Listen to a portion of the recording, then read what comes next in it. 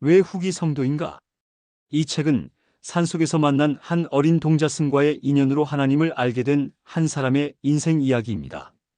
이 이야기는 여러분 인생의 의미를 찾는데 분명 도움이 될 것입니다.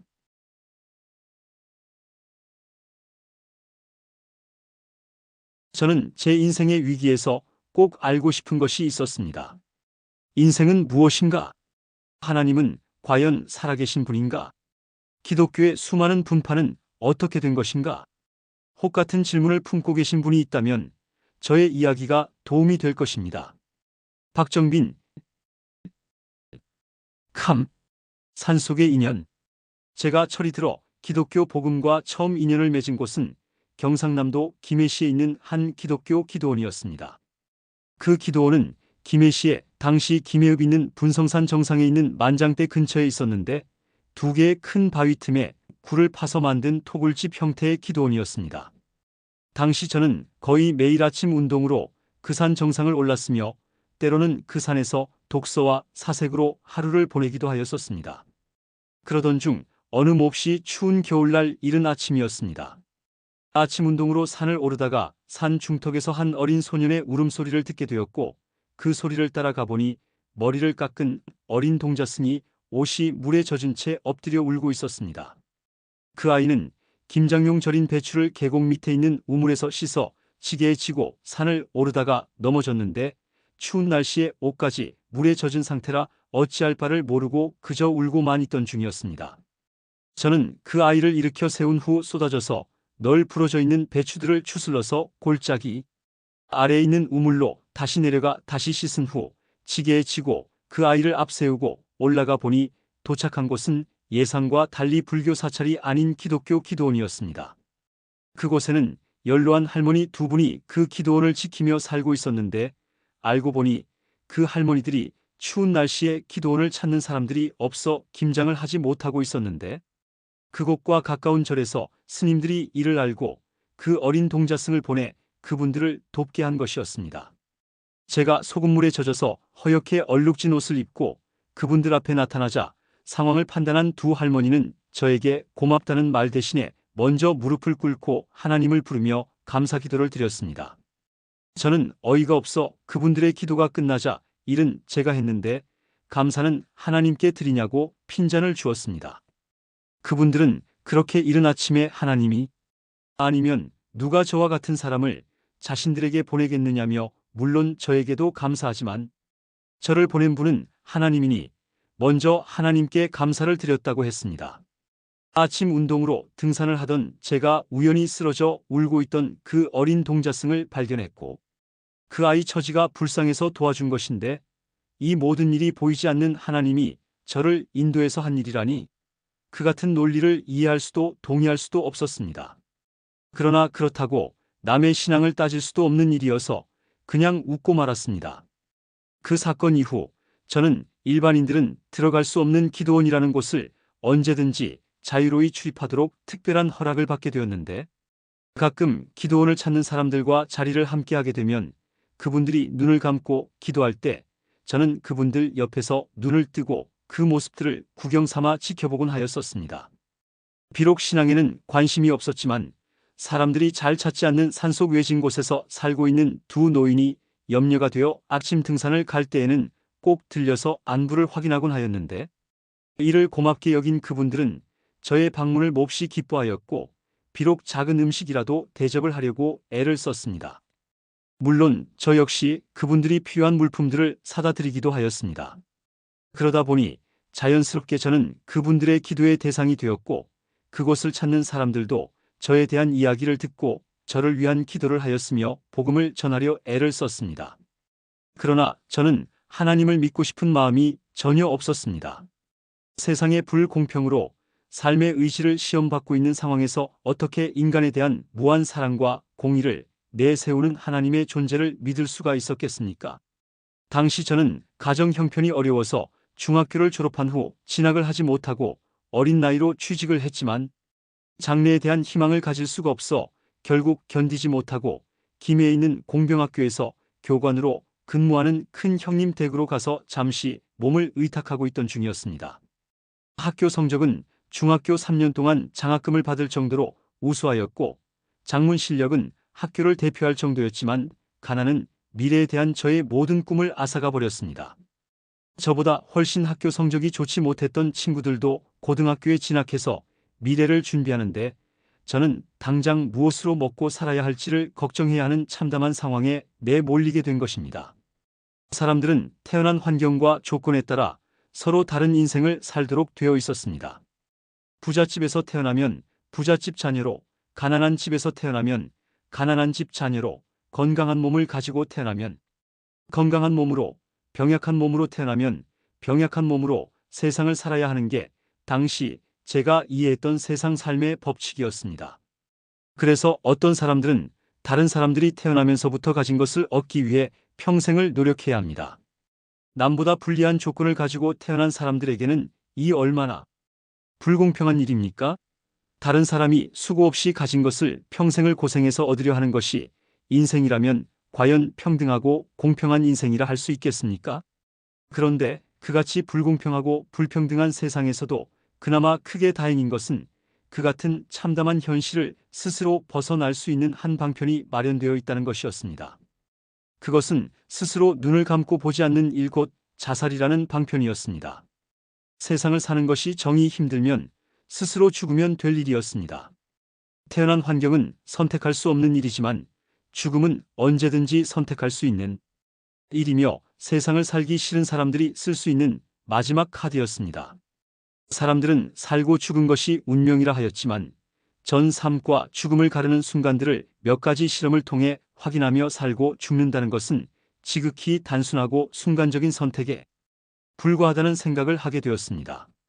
그 가운데 하나는 기차가 오는 소리를 들으며 선로를 걷는 일이었는데 선로 안에 있으면 죽고 선로를 조금만 벗어나면 사는 지극히 단순하고 순간적인 선택이었습니다.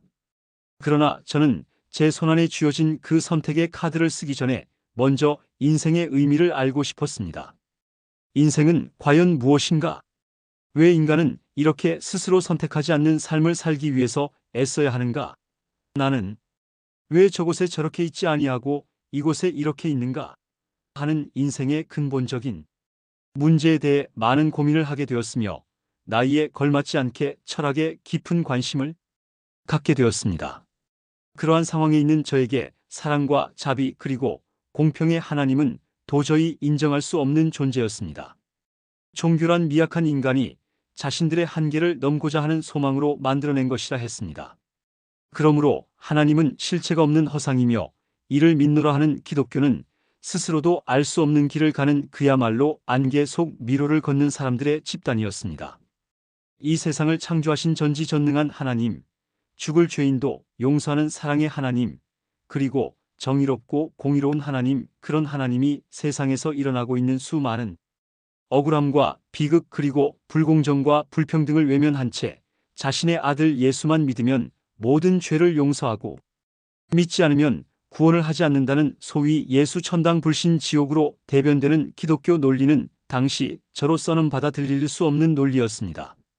그때 저는 생활인의 철학이라는 철학서를 읽고 있었는데 그 책은 이모당이라는 한 중국인 철학자가 쓴 책이었습니다. 그는 자신의 아버지가 목사였지만 하나님이 마련했다는 형벌의 장소 영원한 지옥에 대해 다음과 같이 불편한 심기를 드러냈습니다. 끝없이 넓고 한없이 거대한 우주에서 이 지구는 작은 먼지에 불과하며 거기에 인간은 그 먼지 속의 먼지에 불과하다. 그런데 이 광활한 우주의 창조자가 눈에 보이지도 않을 인간을 사랑한다니 그것이 과연 가당한 일인가? 또 100번 양보해서 그럴 수 있다고 하더라도 인간의 어미는 자식이 아무리 잘못되었다 하더라도 영원한 지옥의 형벌은 주지 않을 것이다. 그런데 무한 사랑을 이름으로 하는 하나님이 인간이 잘못을 저질렀다 해서 영원 형벌의 지옥으로 내친다는 것은 말이 되지 않는다. 하나님의 사랑이 인간 어미의 것의 절반만 되더라도 그렇게 하지는 못할 것이다. 저는 그분의 말에 깊이 공감했습니다. 농촌에서 흙을 상대로 농사짓고 사는 농부와 도시에서 사람을 상대로 장사를 하는 장사꾼 중 누가 더 죄를 지을 기회가 많겠는가? 그런데도 농부는 복음을 모른다고 해서 지옥으로 가고 장사꾼은 복음을 받아들였다 해서 용서를 받고 영생을 누린다면 이를 어찌 공의로운 하나님의 법이라 할 수 있겠는가? 더욱이 이해할 수 없었던 것은 아무리 신앙심이 깊은 사람이라도 날마다 부르고 있는 하나님을 본 사람이 없다는 것이었습니다. 그렇다면 오직 있을 것이라는 상상을 근거로 울며 소리치며 하나님을 부르고 있다는 말인데 이런 황당한 일이 어디 있겠습니까? 그리고 사람에겐 누구에게나 양심이 있어 선과 악을 구분짓고 선을 행하면 기쁨과 자유를 느끼게 되며 악을 행하면 불행과 구속을 느끼게 됩니다. 그러므로 좌나 우에 치우치지 않고 양심에 따라 자유롭게 사는 길로 간다면 그 길이야 말로 하나님이 있으면 하나님의 길이요 부처님이 있으면 부처님의 길이 될 것입니다. 그런데 종교는 이 같은 인간의 자유로운 양심마저 종교적인 목적을 위해 구속시키고 있었습니다. 더 나은 내세를 위해 더 많은 축복을 받기 위해 선을 행한다면 이미 그 선은 순수한 본질을 잃고 이기심을 채우기 위한 위선으로 전락이 될 것이며 선이 주는 참 기쁨과 참 자유 또한 잃게 될 것입니다. 그러던 중 어느 날 밤에 기도원에 왔던 제 또래 학생들이 날이 저물어 산을 내려가기 어렵게 되자 마침 그 자리에 있던 저에게 길 안내를 부탁하였습니다. 어두운 산길을 그들과 함께 내려오면서 같은 또래라는 친근감으로 이야기도 나누고 노래도 함께 불렀는데 친밀해진 학생들은 저와 교회 안에서 만나기를 간절히 원했습니다. 학생들의 권유를 듣고 저는 이모당의 말을 생각했습니다. 그는 일반 생활인이 교회에 나가기 위해 반드시 신앙을 가져야 할 필요는 없으며 신앙과 관계없이 교회에 나가서 마음을 안정시키거나 묵상의 시간을 갖는 것도 바람직하다고 하였습니다. 저는 이모당의 조언에 따라 부담 없이 교회에 나가 보기로 마음을 먹었습니다. 그러면서 또 마음 한편에는 교회에 나가서 불확실한 일을 사실로 믿는 기독교인들의 환상을 깨주고 싶다는 생각도 있었습니다. 아무튼 이런저런 이유로 몇 차례 교회에 나가게 되었는데 하루는 교회에 참석하면서 그동안 무심코 보았던 그리스도의 십자가 상이 마음에 들어오면서 깊은 동정심이 일어났습니다. 저분은 분명 세계 4대 성인 중 한 사람으로 모든 사람들의 추앙을 받는 분인데 왜 저런 형벌을 받은 것일까? 저렇게 십자가에 못 박혀 돌아가시면서까지 저분이 인간에게 간절히 전하고자 하는 말은 과연 무엇인가? 인간을 위해 간절히 하고자 하는 말이라면 비록 틀린 말이라 할지라도 한번 신중하게 들어볼 가치가 있지 않겠는가 하는 생각이 들었습니다. 그분이 인간에게 한 말씀의 핵심은 하나님이 살아있다는 것이었습니다. 이는 다른 3명의 성인들 곧 석가모니, 공자 그리고 소크라테스와는 확연히 다른 것이었습니다. 이분들은 삶이란 테두리 안에서 인생이 무엇인지, 진리가 무엇인지를 깨닫고 가르친 선각자들이라고 한다면 예수님은 인간의 한계를 벗어난 신의 존재, 곧 이 우주를 창조한 하나님과 그분이 살고 있다는 천국에 대해 가르친 분이었습니다. 그뿐만이 아니라 다른 성인들이 감히 할 수 없는 말 곧 자신이 세상을 창조한 그 하나님의 아들이라는 주장을 하였습니다. 그렇다면 하나님의 존재 여부가 바로 기독교의 진실 여부가 될 것이었습니다. 하나님은 과연 실존하는 분인가?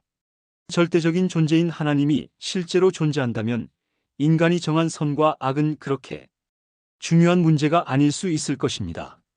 절대자인 그분이 악하다면 악이 바로 이 우주의 질서가 될 것이며 반대로 그분이 선하다면 선이 또한 이 우주의 질서가 될 수밖에 없을 것이니 인간은 악이든 선이든 창조주가 만든 우주의 질서 속에 살지 않으면 안 될 것입니다. 그러므로 선과 악이 중요한 게 아니라 과연 그분이 실존하는 분인가를 아는 것이 무엇보다 중요한 일일 것이라는 생각을 했습니다. 저는 하나님의 실존 여부가 알고 싶었습니다. 그래서 교회 회원들에게 어떻게 알 수 있는가를 물어보니 여러 대답 가운데 공통적인 것은 기도였습니다.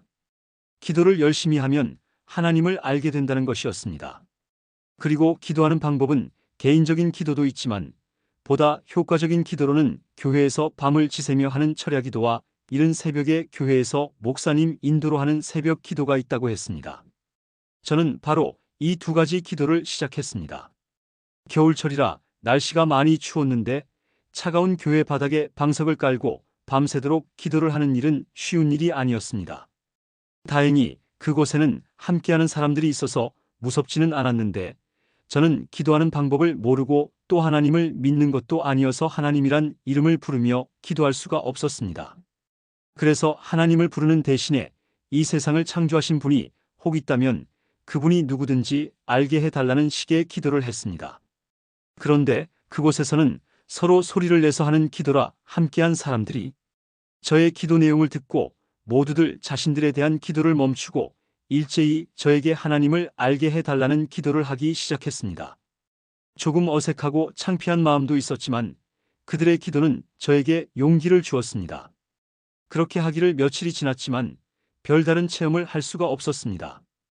혹 하나님의 존재를 체험한 사람이 있는가 물어봤지만 어디서 어떤 사람이 기도 중에 천사 같은 사람을 보았다고 하더라는 소위 카더라 수준이었고 자신이 직접 어떤 특별한 체험을 했다는 사람은 없었습니다.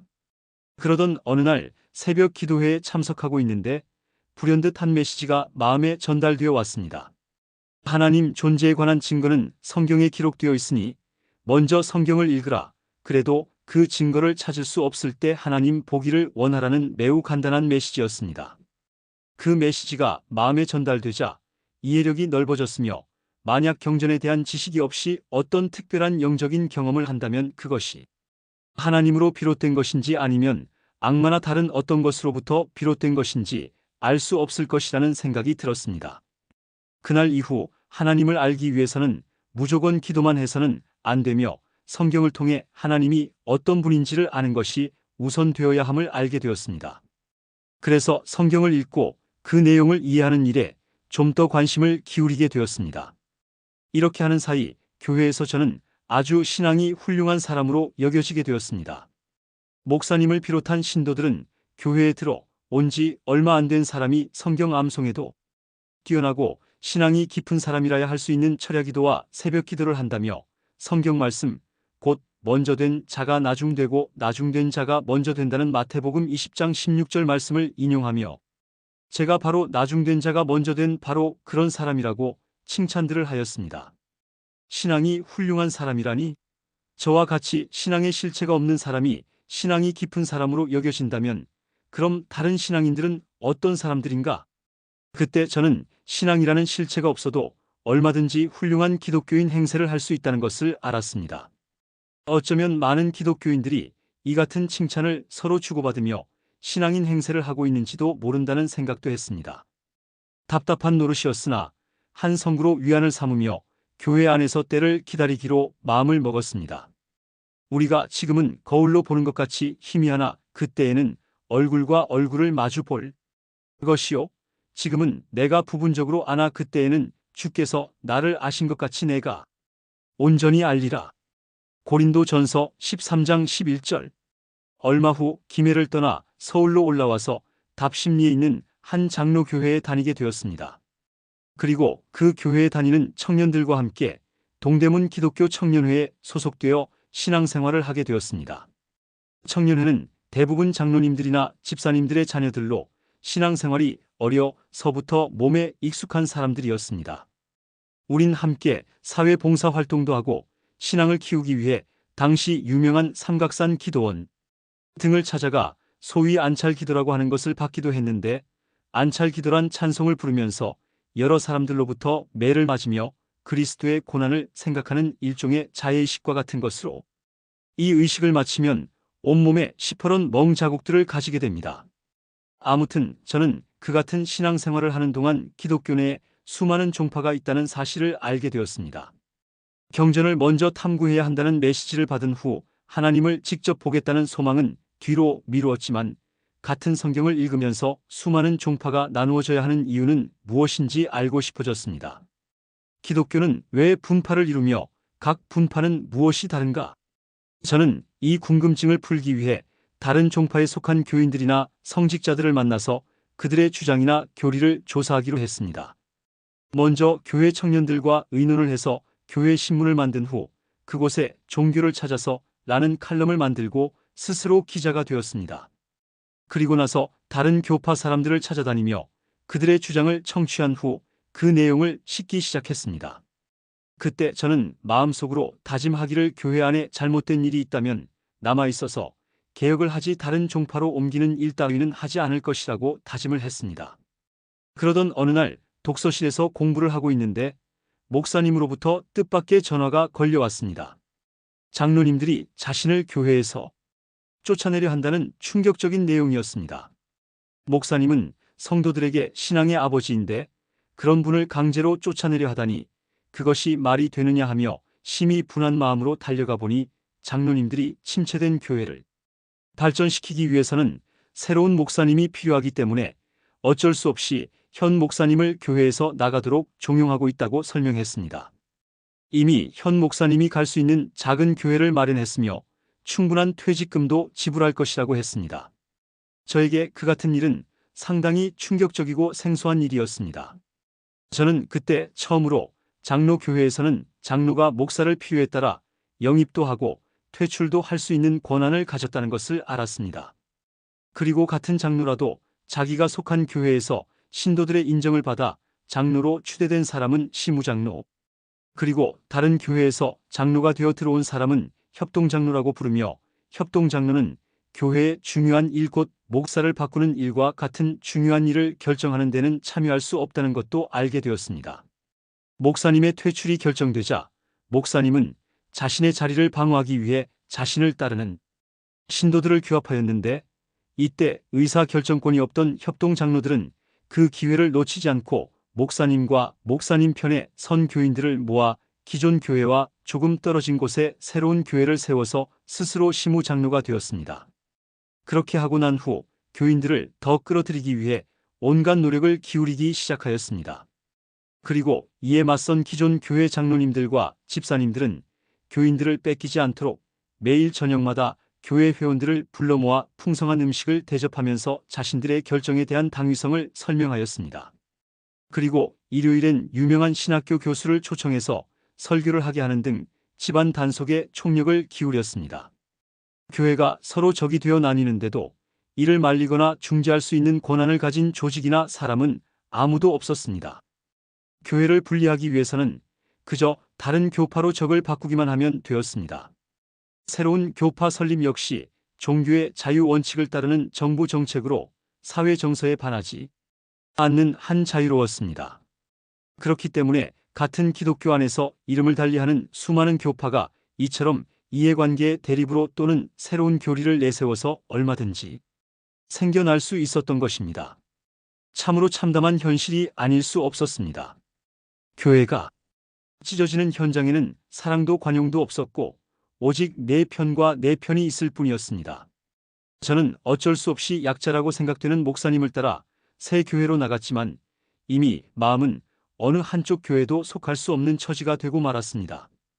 비록 많은 시간은 아니었지만 청년의 활동을 하면서 함께 정을 나누었던 친구들이 서로 편을 나누어 자신들에게 오라고 구애의 손짓을 하는데 저는 이 편이 되었으니 저 편에 있는 너희들은 친구가 아니다라고 외면할 수가 없었습니다. 참으로 난감하고 슬픈 일이었습니다.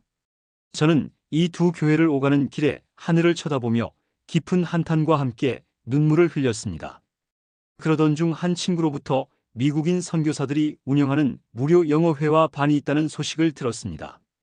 그렇지 않아도 영어를 배우고 싶었던 저는 지체하지 않고 그곳에 갔습니다. 그곳은 주택가 안에 자리 잡은 크고 멋있는 교회였는데 입구 간판에 말일 성도 예수 그리스도 교회, 지금은 예수 그리스도 후기 성도 교회라는 긴 이름이 붙어 있었습니다. 그리고 그 회화반은 종교에 관계없이 누구나 참석할 수가 있었으며 영어를 가르치는 선교사들은 한국말이 매우 서투른 미국인들이었습니다. 저는 새로운 종파에 대한 관심이 많았기 때문에 별 거리낌 없이 회화반에 참석해서 영어 공부를 시작했습니다. 영어 회화반에 참석한 지 며칠이 지났을 때 선교사들은 저에게 한 권의 책을 내밀며 서투른 한국말로 그 책 내용을 설명했습니다. 조셉 스미스라는 미국의 한 소년이 세상의 많은 기독교 종파들 가운데 어느 교회가 하나님의 참된 교회인지를 알고 싶어 기도를 했는데 하나님과 예수 그리스도가 그에게 직접 나타났다는 것과 천사를 통해 그 소년에게 미 대륙으로 건너간 고대 이스라엘 자손들이 기록한 금판이 주어졌으며 그 소년이 하나님의 은사로 그 금판을 번역해서 만든 책이 바로 그 책 몰몬경이라고 했습니다. 그리고 그 책은 성경처럼 하나님의 말씀이 기록되어 있으며 그 책의 내용이 참되면 자신들의 교회는 하나님께서 이 지상에 회복하신 참된 교회라고 했습니다. 저는 그 말을 듣는 순간 하나님은 과연 지혜로우신 분이라는 생각이 들었으며 답답했던 마음이 열림을 느꼈습니다. 교회가 갈라지는 과정을 체험했고 또 여러 교회를 방문하면서 자신들의 주장을 똑같은 성경을 들어 설명하는 것을 경험해온 저에게 성경과 다른 책을 보여주며 그 책이 참되면 그들의 교회도 참되다는 것과 자신들의 교회는 어느 종파에서 갈라져 나온 교회가 아니라 하나님이 그분의 아들 예수 그리스도와 함께 이 땅을 직접 방문해서 다시 세운 회복된 교회라는 설명은 그야말로 신선한 충격으로 저에게 다가왔습니다. 그리고 선교사들은 다른 교회에서는 들어볼 수 없었던 아주 특별한 제안을 했습니다. 그것은 이 모든 사실을 하나님께 기도를 통해 물어보라는 제안이었습니다. 하나님께 기도하라는 말은 기독교인들에게 새삼스러울 수 없었습니다. 그러나 그동안 방문 등을 통해 만나본 기존의 교회들 가운데 어느 누구에게도 자신들의 교회가 옳다는 것을 하나님께 기도로 물어보면 하나님께서 직접 성령을 통해 증거하실 것이라는 말은 들어보지 못했습니다. 그들은 한결같이 자신들의 주장이 옳다는 것을 성경을 펼치며 자신들에게 유리한 특별한 성구를 인용해서 증명하려고 했는데 같은 성경으로 다른 주장을 한다면 이들의 옳고 그름을 알기 위한 방법은 무엇이겠습니까? 그것은 신학적 지식이 그들보다 훨씬 뛰어나서 그들의 주장을 옳고 그른 것으로 나눌 수 있는 경지에 이르는 일일 것입니다. 그런데 각 종파는 자신들의 신학교를 가지고 있었으며 최고의 학위는 박사였습니다. 어떻게 저 같은 일반인들이 박사들의 주장을 비교해서 옳고 그름을 가를 수 있겠습니까? 그들의 주장이 옳다 그르다 할 수 있는 사람은 박사의 박사 곧 하나님만이 할 수 있는 일일 것입니다. 그러므로 사람들은 신학적으로 옳고 그름을 판단해서가 아니라 사람들과의 인연과 사람들의 설득에 따라 이 교파 저 교파 이 교회 저 교회로 갈라질 뿐이라는 것이 당시 제가 판단한 기독교의 현실이었습니다. 저는 그 책 곧 몰몬경이라 불리는 책을 받은 지 일주일 만에 다 읽었습니다. 물론 새로운 경전에 대한 약간의 두려움이 없었던 것은 아니었지만 그 책에는 미 대륙으로 건너간 유대인들 이야기와 그들 사이에 있었던 선교 사업 그리고 예루살렘에서 부활하신 예수님이 그곳 사람들을 방문한 전혀 생소했지만 흥미를 느낄 수 있는 이야기들이 쓰여져 있었습니다. 그리고 비록 그 책은 쓰여진 배경과 전개되는 사건들은 성경과는 달랐지만 하나님과 예수 그리스도에 대한 간증과 복음에 대한 가르침은 다르지 않았습니다. 결국 저는 성경에 나오는 인물 이외에 하나님과 예수 그리스도를 본 사람이 있다는 것을 알았으며 그 증거로 제시하는 몰몬경을 보았습니다. 그리고 이런 여러 가지 정황을 볼 때 하나님과 예수님 그리고 천사들 이 모두는 인간이 위로를 받기 위해 상상으로 만든 허상이 아니요 성경이란 책 속에 갇힌 전설적인 인물들도 아니었습니다. 그들은 성경이란 책을 벗어난 실제로 살아있는 존재들임이 분명했습니다. 망설일 필요가 없었습니다. 저는 선교사들 과외 3개월에 걸친 학습 기간을 마친 후 침례를 받았습니다. 그리고 이 세상에서 가장 긴 이름의 교회 곧 예수 그리스도 후기 성도 교회 회원이 되었습니다.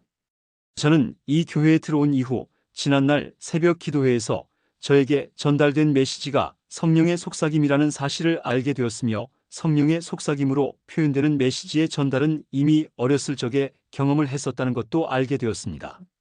첫 경험은 아마 초등학교 4, 5학년 때라고 생각되는데 당시의 기독교 복음이 무엇인지 모르면서 또래의 아이들을 따라 집에서 가까운 한 장로 교회에 몇 번 참석을 한 적이 있었습니다. 그때 교회에서 사람들이 찬송가를 부르며 까만 헌금 주머니에 돈을 넣는 모습을 보고 저도 헌금을 하고 싶었습니다. 그런데 부모님께서 주신 용돈으로 돈을 낸다면 그 돈은 내 돈이 아니어서 헌금의 의미가 없을 것이라는 생각에 스스로 돈을 벌어서 헌금을 하고 싶었습니다. 그러나 어린 나이에 무슨 수로 돈을 만들겠습니까?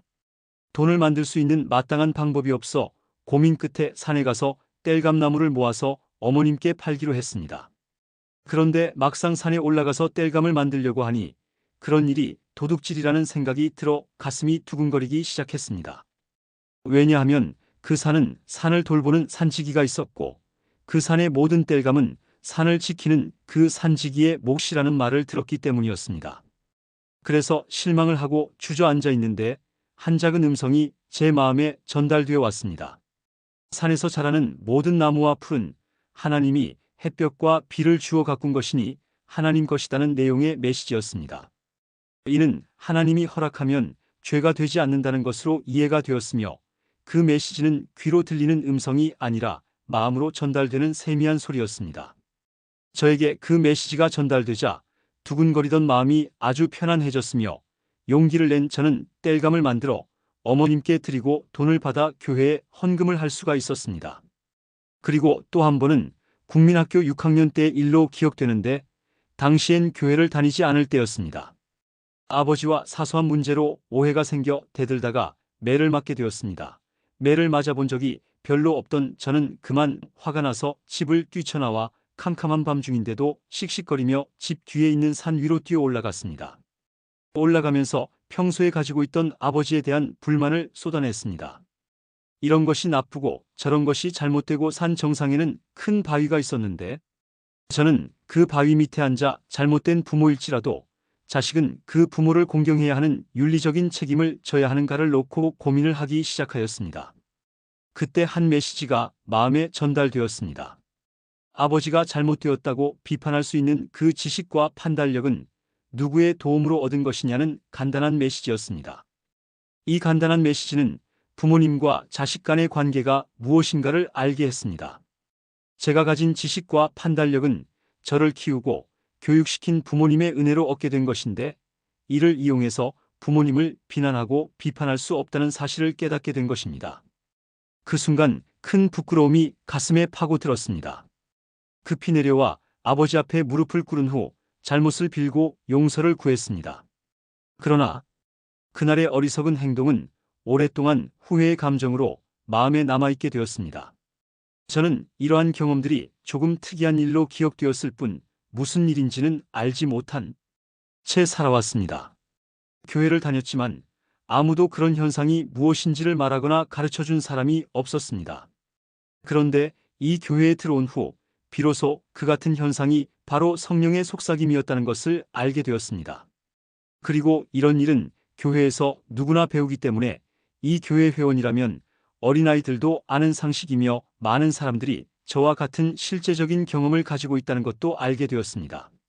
저는 이 같은 성령의 증거로 성경과 몰몬경의 참됨과 이 교회의 참됨을 알 수 있었으며 이러한 성령의 도움과 교회의 가르침으로 마침내 인간이 어디서 왔으며 왜 이 땅에 살고 있으며 죽은 후 어디로 갈 것인가라는 참으로 중요한 인생의 질문에 대한 답을 얻게 되었습니다.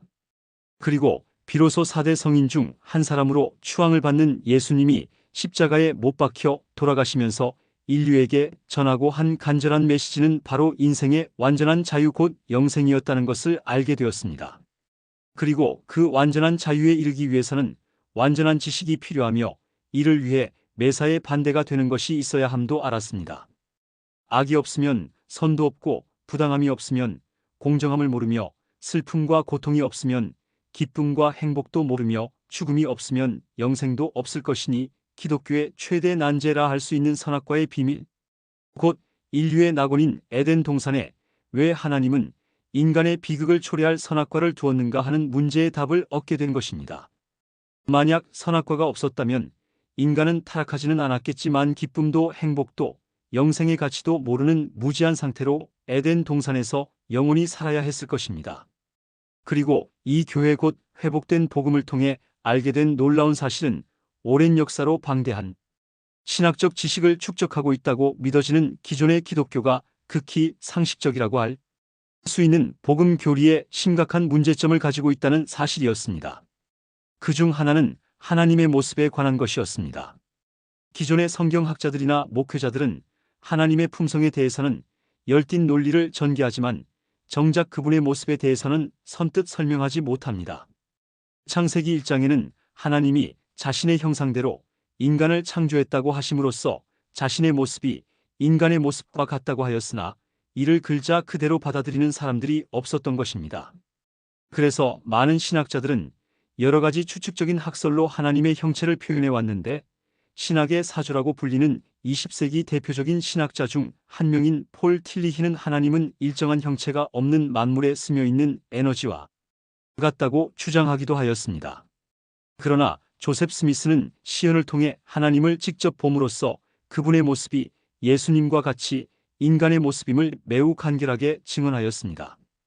그 빛이 내 위에 머물렀을 때 나는 글로 표현할 수 없는 광채와 영광을 지닌 두 분이 내 위 공중에 서 계신 것을 보았습니다.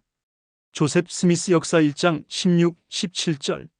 조셉 스미스는 육체의 눈은 아니었지만 영의 눈으로 하나님의 실체를 보았으며 하나님도 예수님처럼 살과 뼈로 된 몸을 가진 분임을 증언하였습니다.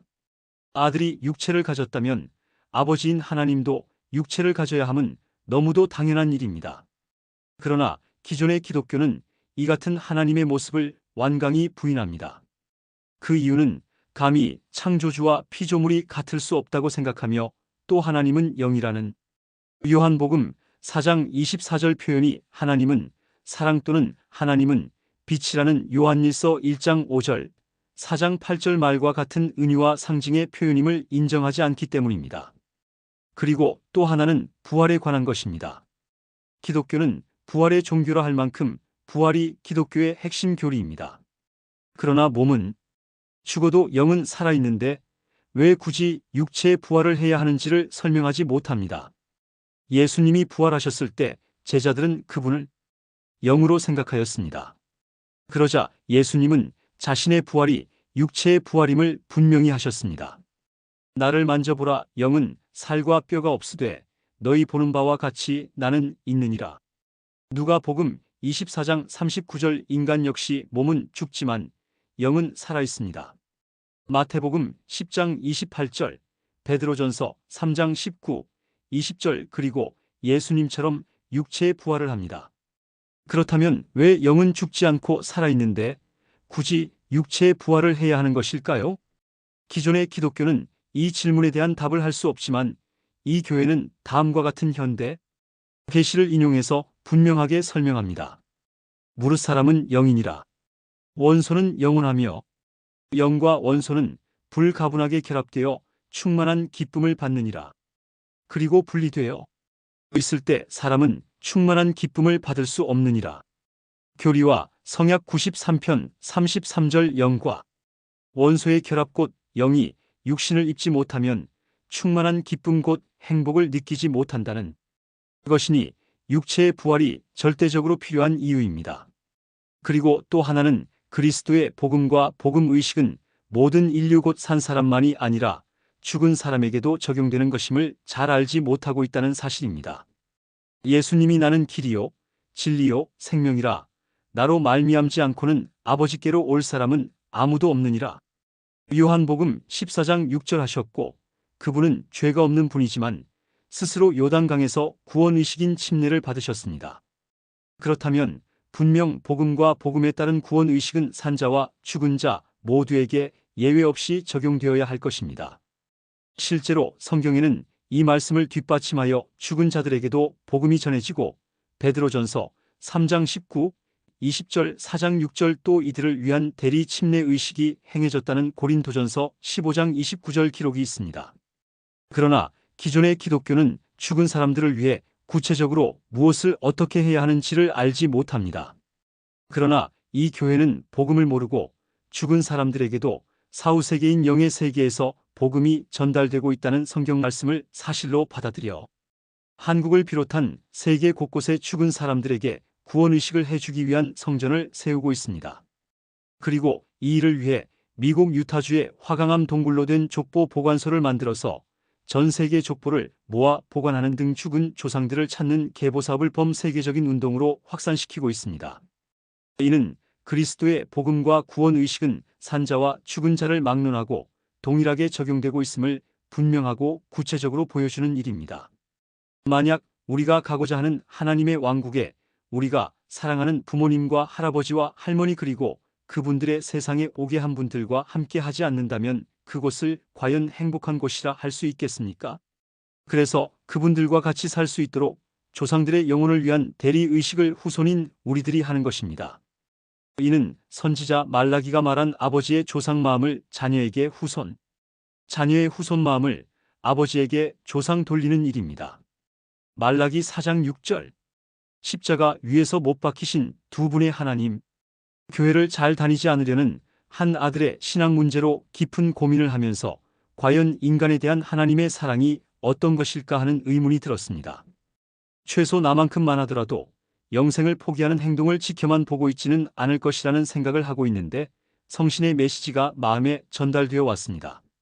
하나님 아버지는 자신의 사랑하는 아들을 십자에게서 못 박히게 하시면서 인간을 위한 구원의 길을 마련하셨다는 내용이었습니다. 저는 그 메시지를 받는 순간 십자가 위에서 하나님도 예수님과 같은 고통을 겪으셨다는 사실을 깨닫게 되었습니다. 사랑하는 아들이 겪는 고통을 아버지가 느끼지 않을 수 없었을 것이기 때문입니다. 결국 십자가에는 두 분의 하나님이 못 박히셨음을 알게 된 것입니다. 물론 저는 지금도 하나님을 직접 만나보고 싶은 소망을 버린 것은 아닙니다. 그러나 이를 고집할 만큼 하나님 존재에 대한 회의감은 더 이상 갖지 않고 있습니다. 이미 그분의 존재를 부인할 수 없을 만큼의 충분한 간증을 가지고 있다고 믿기 때문입니다. 이제 저는 성경에서 말하는 진리가 무엇인지를 알게 되었으며 비록 하늘에 계신 하나님을 보거나 만나지는 못하였지만 성신을 통해 전달되는 그분의 메시지를 여러 차례 경험함으로써 그분의 실존을 믿게 되었습니다. 그래서 언젠가 그분과 저와의 사이를 가로막고 있는 죄의 장막이 걷히면 저는 자연스럽게 그분을 보게 될 것이며 그분과 함께하는 사람들도 만나볼 수 있을 것이라는 소망을 갖게 되었습니다. 그리고 이제 비로소 제 스스로 갔으나 하나님이 보냈다며 하나님께 감사하던 기도원의 두 할머니 말씀을 이해할 수 있게 되었으며 오늘날 저도 같은 말을 하게 되었습니다. 내가 어찌 스스로 이 자리에 올 수 있었으리요? 나를 인도한 분은 하나님이시니 그분의 크신 은혜에 감사를 드립니다. 성지 순례. 저 하늘에 과연 하나님은 존재하는가? 이 책은 인생의 위기에서 왜 살아야 하는가를 알고 싶었던 제 개인의 이야기입니다. 누구든지 이 책을 진실된 마음으로 읽으신다면 분명 여러분의 남은 인생에서 보다 의미 있는 삶을 살게 될 것입니다. ylts.com을 방문하시면 조금 더 자세한 내용을 알 수 있습니다.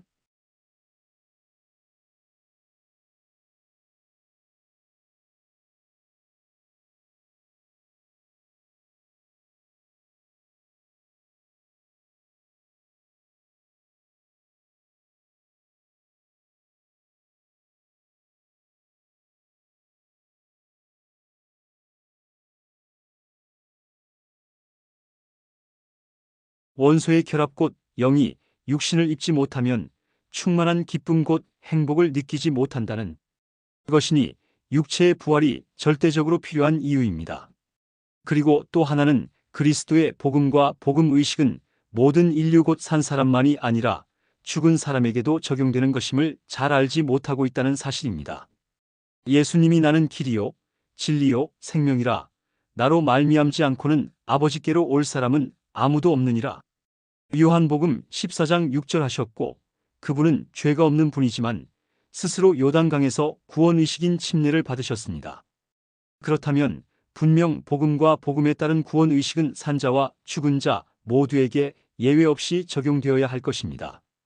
실제로 성경에는 이 말씀을 뒷받침하여 죽은 자들에게도 복음이 전해지고 베드로전서 3장 19, 20절 4장 6절 또 이들을 위한 대리 침례 의식이 행해졌다는 고린도전서 15장 29절 기록이 있습니다.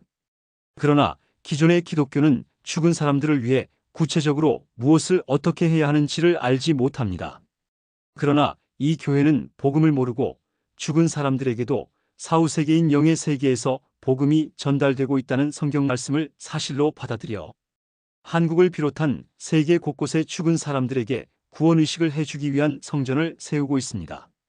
그리고 이 일을 위해 미국 유타주의 화강암 동굴로 된 족보 보관소를 만들어서 전 세계 족보를 모아 보관하는 등 죽은 조상들을 찾는 계보 사업을 범세계적인 운동으로 확산시키고 있습니다. 이는 그리스도의 복음과 구원의식은 산자와 죽은 자를 막론하고 동일하게 적용되고 있음을 분명하고 구체적으로 보여주는 일입니다. 만약 우리가 가고자 하는 하나님의 왕국에 우리가 사랑하는 부모님과 할아버지와 할머니 그리고 그분들의 세상에 오게 한 분들과 함께 하지 않는다면 그곳을 과연 행복한 곳이라 할 수 있겠습니까? 그래서 그분들과 같이 살 수 있도록 조상들의 영혼을 위한 대리의식을 후손인 우리들이 하는 것입니다. 이는 선지자 말라기가 말한 아버지의 조상 마음을 자녀에게 후손, 자녀의 후손 마음을 아버지에게 조상 돌리는 일입니다. 말라기 4장 6절. 십자가 위에서 못 박히신 두 분의 하나님, 교회를 잘 다니지 않으려는 한 아들의 신앙 문제로 깊은 고민을 하면서 과연 인간에 대한 하나님의 사랑이 어떤 것일까 하는 의문이 들었습니다. 최소 나만큼만 하더라도 영생을 포기하는 행동을 지켜만 보고 있지는 않을 것이라는 생각을 하고 있는데 성신의 메시지가 마음에 전달되어 왔습니다. 하나님 아버지는 자신의 사랑하는 아들을 십자에게서 못 박히게 하시면서 인간을 위한 구원의 길을 마련하셨다는 내용이었습니다. 저는 그 메시지를 받는 순간 십자가 위에서 하나님도 예수님과 같은 고통을 겪으셨다는 사실을 깨닫게 되었습니다. 사랑하는 아들이 겪는 고통을 아버지가 느끼지 않을 수 없었을 것이기 때문입니다. 결국 십자가에는 두 분의 하나님이 못 박히셨음을 알게 된 것입니다. 물론 저는 지금도 하나님을 직접 만나보고 싶은 소망을 버린 것은 아닙니다. 그러나 이를 고집할 만큼 하나님 존재에 대한 회의감은 더 이상 갖지 않고 있습니다. 이미 그분의 존재를 부인할 수 없을 만큼의 충분한 간증을 가지고 있다고 믿기 때문입니다. 이제 저는 성경에서 말하는 진리가 무엇인지를 알게 되었으며 비록 하늘에 계신 하나님을 보거나 만나지는 못하였지만 성신을 통해 전달되는 그분의 메시지를 여러 차례 경험함으로써 그분의 실존을 믿게 되었습니다. 그래서 언젠가 그분과 저와의 사이를 가로막고 있는 죄의 장막이 걷히면 저는 자연스럽게 그분을 보게 될 것이며 그분과 함께하는 사람들도 만나볼 수 있을 것이라는 소망을 갖게 되었습니다. 그리고 이제 비로소 제 스스로 갔으나 하나님이 보냈다며 하나님께 감사하던 기도원의 두 할머니 말씀을 이해할 수 있게 되었으며 오늘날 저도 같은 말을 하게 되었습니다. 내가 어찌 스스로 이 자리에 올 수 있었으리요? 나를 인도한 분은 하나님이시니 그분의 크신 은혜에 감사를 드립니다. 성지 순례. 저 하늘에 과연 하나님은 존재하는가? 이 책은 인생의 위기에서 왜 살아야 하는가를 알고 싶었던 제 개인의 이야기입니다. 누구든지 이 책을 진실된 마음으로 읽으신다면 분명 여러분의 남은 인생에서 보다 의미 있는 삶을 살게 될 것입니다. ylts.com을 방문하시면 조금 더 자세한 내용을 알 수 있습니다. 박정빈 19,580, 5,411 http://whyelds.com